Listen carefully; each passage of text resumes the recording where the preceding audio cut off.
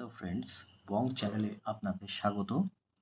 এই চ্যানেলে আপনি খুব সহজে বাংলা ভাষায় ইন্ডিয়ান রেলওয়ে ট্রান্সপোর্টেশন রুলস এবং তার ব্যবহার সম্বন্ধে জানতে পারবেন।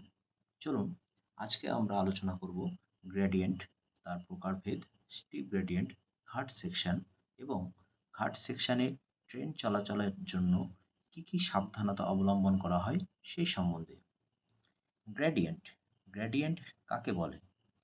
রেলওয়ে ট্র্যাকের স্তরের উত্থান এবং পতনকে গ্রেডিয়েন্ট বলা হয়। অর্থাৎ রেলওয়ে ট্র্যাকের স্তরের অর্থাৎ লেভেলের উত্থান রাইস এবং পতন ফলকেই বলা হয় গ্রেডিয়েন্ট।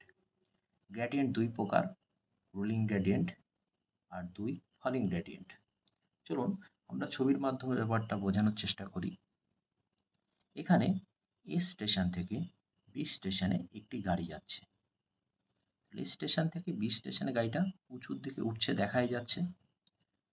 দেখুন নিচে আমি দেখানোর চেষ্টা করেছি, এ স্টেশন থেকে বি স্টেশন যদি সোজা দূরত্ব মাপা যায় 200 মিটার গেছে এবং তার জন্য 1 মিটার উচ্চতা বেড়েছে। তো এটাই হচ্ছে রুলিং গ্রেডিয়েন্ট। তো এটিকে কি বলবো? 1/200 অথবা 1:200 রুলিং গ্রেডিয়েন্ট। ট্র্যাকের পাশে আপনারা দেখে থাকবেন একটি ফলকের মধ্যে, সাদা ফলকের মধ্যে কালো অক্ষরে 200 লেখা থাকে, উপরে অ্যারো চিহ্ন দেওয়া থাকে। তো এটাই হচ্ছে 1:200 রুলিং গ্রেডিয়েন্ট ওই সেকশনের। নেক্সট আমরা দেখাবো ফলিং গ্রেডিয়েন্ট সম্বন্ধে। দেখুন এখানে এ স্টেশন থেকে বি স্টেশনের দিকে একটি গাড়ি যাচ্ছে। তো এখানে আপনি দেখতেই পাচ্ছেন গাড়িটি উঁচু জায়গার থেকে নিচুর জায়গার দিকে নামছে। তো এখানে কি হচ্ছে, 300 মিটার স্ট্রেট সোজা গেছে এবং তাতে কি হচ্ছে 1 মিটার উচ্চতা নিচে নেমেছে। তো এটিকেই বলে 1/300 অথবা 1:300 ফলিং গ্রেডিয়েন্ট। একই রকমভাবে রেলওয়ে ট্র্যাকের পাশে সাদা ফলকের মধ্যে এইভাবে 300 কালো রঙের অক্ষরে 300 নিচে আরও থাকবে। তো এটাই হচ্ছে 1:300 ফলিং গ্রেডিয়েন্ট। নেক্সট আমরা আলোচনা করব স্টিপ গ্রেডিয়েন্ট সম্বন্ধে। স্টিপ গ্রেডিয়েন্ট কাকে বলে? কোনো রেলওয়ে ট্র্যাকে যে গ্রেডিয়েন্ট থাকলে কোনো ট্রেন বা ভেহিকেল গড়িয়ে যেতে পারে, অর্থাৎ রোল ডাউন হতে পারে, তাকেই বলে steep gradient.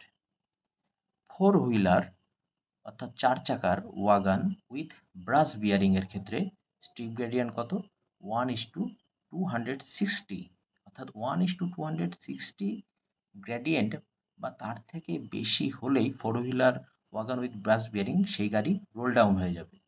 R 8 wheeler wagon with roller bearing এর ক্ষেত্রে স্টিপ গ্রেডিয়েন্ট কত? 1:400। নেক্সট আমরা আলোচনা করব ঘাট সেকশন সম্বন্ধে। ঘাট সেকশন ঘাট সেকশন কাকে বলে? যে সেকশনের রেলওয়ে ট্র্যাকে ক্রমাগত উত্থান অর্থাৎ রাইস ও পতন ফল রয়েছে এবং যেখানে রুলিং গ্রেডিয়েন্ট 1:200 এর থেকে বেশি খাড়া, তাকেই বলে ঘাট সেকশন। ডাব্লিউটিটিতে অর্থাৎ ওয়ার্কিং টাইম টেবিলে ঘাট সেকশনের উল্লেখ থাকে এবং এটি স্পেশাল ইনস্ট্রাকশন অধীনে ঘোষিত থাকে। তো ওয়ার্কিং টাইম টেবিল যেটা প্রতিটা জোনে অথরাইজড অফিসার, যেমন ইস্টার্ন রেলে পিসিএম দ্বারা এটা ইস্যু হয়। PCM means principal chief operational manager. চলুন ঘাট সেকশন কি একটা ছবির মাধ্যমে বোঝাই। এখানে দেখুন এই যে একটা সেকশন, এখানে একটা গাড়ি যাচ্ছে, এখানে কন্টিনিউয়াস রাইস অ্যান্ড ফলস আছে, উত্থান আছে এবং পতন আছে এবং এখানে রুলিং গ্রেডিয়েন্ট কত? 1:200 এর থেকে বেশি। তাহলে যে সেকশনের ক্রমাগত উত্থান এবং পতন আছে এবং যেখানে রুলিং গ্রেডিয়েন্ট 1:200 এর বেশি, তাকেই বলা হয় ঘাট সেকশন।